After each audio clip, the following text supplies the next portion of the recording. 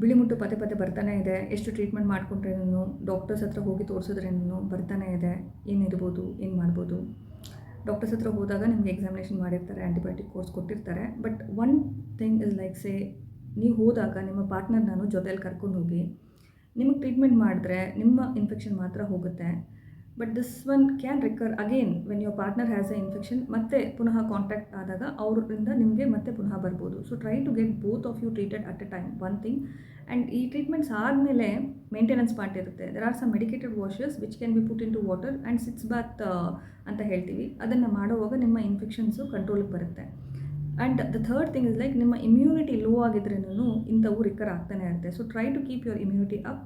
And ಏನಾದರೂ sugars ಇದೆಯಾ, ಇಲ್ಲ ಬೇರೆ ಏನಾದರೂ ಇನ್ಫೆಕ್ಷನ್ಸ್ ಪುನಃ ಬರೋ ಒಂದು ಸಾಧ್ಯತೆ ಏನಾದರೂ ಇದ್ದರೆ, ಯೂಶ್ವಲಿ ಡಯಾಬಿಟಿಕ್ ಪ್ರಿಡಿಸ್ಪೋಷನ್ ಇರೋರಿಗೆ ಈ ವೆಜನಲ್ ಇನ್ಫೆಕ್ಷನ್, ಯೂರಿನ್ ಇನ್ಫೆಕ್ಷನ್ ಅನ್ನೋದು ಪದೇ ಪದೇ ಬರುತ್ತೆ. So try to get it also checked.